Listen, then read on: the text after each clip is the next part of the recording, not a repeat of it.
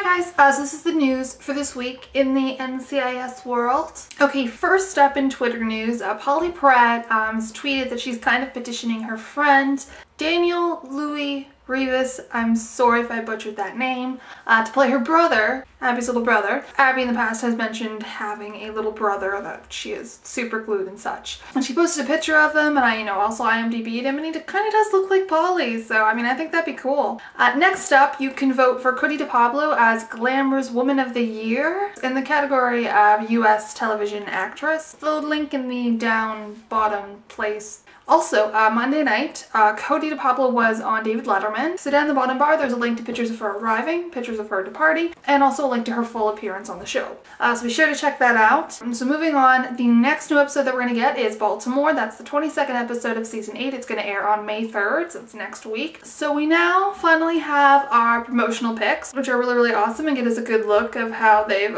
de-aged Michael Weatherly. I mean, I think that so far it looks good. He does look like it could be like a screen cap from season 1. And we also have the 20-second promo. The 30-second promo will probably show up soon, but we have the 20-second promo. Also, if you're down in America, you should definitely check out TV Guide. It's the May 2nd to May 8th issue. The lovely Michael Weatherly and Mark Harmon on the cover with a nice article inside. Talks about the episode Baltimore. If you can't buy it, there's definitely scans. Moving on, as you may know, the cast of NCIS was at the Grove recently to film a segment for Extra that's going to air on May 3rd, and there also might be one on May 10th. And there was, of course, a crowd there, so we now have behind-the-scenes video, and you can check that out below. And second last, and not second least, we have the press releases for both Swan Song and Pyramid. That's episode 23 and 24. So let's take a look at what they say. Okay, so for Swan Song, NCIS is on high alert when someone with personal ties to the team becomes the latest victim in the Port-to-Port case. And then it goes on to say, after new evidence reveals that the Port-to-Port killer has infiltrated the agency, the NCIS teams chase every lead in a race to track him down.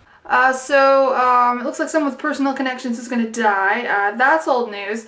I like how they use the word infiltrated. Does this mean that the Port-to-Port killer is like, he's got a job at NCIS? Or does it mean that he's used the eyeball and, I don't know, a series of tunnels and catapults to actually break into NCIS? This is a crazy theory that's not going to happen, but I think it'd be really cool if he left a body in NCIS. I just have this vision of Abby or Tony opening a closet at NCIS and having a body in cellophane fall out. I just think that'd be funny. It's not gonna happen. Anyway, reminder, as we established in the last video with the last sort of batch of spoilers, there's gonna be 2 deaths. They will both be regular or recurring. No random guest stars, okay? Okay, so according to the press release, all of course the regulars are billed in it. As far as recurring, we have EJ, Palmer, Cote, Franks, Cade, and Levin. And Cade and Levin were previously guest stars and they've been bumped up to recurring. So they could die, their names are in the pool. And the only guest star is Kerr Smith, who's that guy from Dawson's Creek, and he is playing Navy Lieutenant Jonas Cobb. Okay, next up, the press release for Pyramid, and it says, the identity of the Port-to-Port killer is finally revealed, but he continues to target NCIS. And it goes on to say, the lives of NCIS members are in jeopardy when they come face to face with the infamous Port-to-Port killer. Good use of hyphens. So I wonder if we're going to find out who the P2P killer is in 23 or 24. So, of course, all regulars are billed. In recurring, we have EJ, Palmer, Cade, Levin, Trent Court, Mike Franks. We also have Ray hanging out there. I kind of hope this means he's the serial killer, that's why he's back. And Navy Lieutenant Jonas Cobb, who's played by Kerr Smith, that was in Swan Song as a guest star, is billed as a recurring character in Pyramid. And in guest stars, we have Vance's secretary, Layla, which is Mike Franks' daughter-in-law. Does that bode well for Mike Franks? They also don't bill his granddaughter. Curious enough, they've billed 2 sec navs. I thought we could only have 1. The first one is Philip Davenport. That's the bald guy with the really awesome voice who I love. And there's another one called Clayton Jarvis. I mean, I guess the logical conclusion is that there's a change of power. We shall see. And if he is the new sec nav, does that mean there's going to be a bit of a shakeup?